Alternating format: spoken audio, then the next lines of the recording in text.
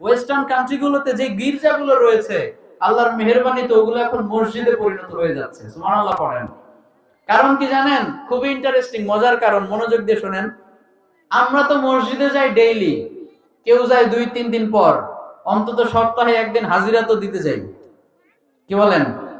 অন্তত সপ্তাহে একদিন আমরা হাজিরাটা দিতে যাই। কিন্তু ওই খ্রিস্টানদের যে গির্জা রয়েছে, তারা খেয়াল করে দেখে পাদ্রীরা যে মাসের পর মাস চলে যায়, তাদের গির্জায় প্রার্থনা করার মতো কেউ নাই। তো পাদ্রী যারা রয়েছে তারা বলে যে জনগণই যদি আমাদের গির্জায় না আসে, এই গির্জা দিয়ে করবোটা কি? এক কাজ করে এটাকে বিক্রি করে ফেলি। আর ওখানে যারা মুসলিমরা রয়েছে, মুসলিম কমিউনিটি রয়েছে, তারা মনে মনে বলে পাইছি কম দামে, কিনে নেই। সুবহানাল্লাহ পড়বেন না?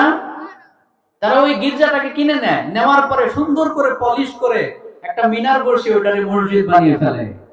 যেইখানে সারাদিন শিরক হতো, যেইখানে জনগণ দাবি করত আল্লাহর ছেলে হচ্ছে যীশু খ্রিস্ট মানে ঈসা আলাইহিস সালাম, যেই জায়গাটা ছিল শিরকের আতুরঘর, শিরকের কর্মকাণ্ডে যে জায়গাটা ভরপুর ছিল, আল্লাহর মেহেরবানিতে ওখানেই প্রত্যেকদিন ঘোষণা হয় আশহাদু আল্লা ইলাহা ইল্লাল্লাহ, আমি ঘোষাক্ষ্য দিয়ে বলছি আল্লাহ ছাড়া সত্যিকারের আর কোনো মাবুদ নাই। সুবহানাল্লাহ বলেন। কত সুন্দর ভাবে গোটা বিশ্বে আজকে ইসলাম ছড়িয়ে যাচ্ছে, আর আমরা আজকে ইসলাম থেকে পিছিয়ে আছি না? গোটা বিশ্বে আমরাও যেন ইসলামটাকে কায়েম করার জন্য অগ্রবর্তী ভূমিকা পালন করতে পারি। আল্লাহ আমাদেরকে তৌফিক দান করুক। আমরা চিৎকার করে পড়ি আমিন।